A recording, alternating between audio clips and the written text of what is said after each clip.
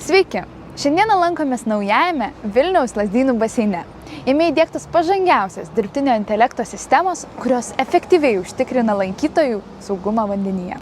Lazdynų baseinas yra ypatingas tuo, kad čia mes turim daugiausiai naujovių. Skendimo prevencijos sistemą, kameras fiksuojančias kažkokius tai nutikimus. Mums iš karto pareina signalas į mūsų racijas.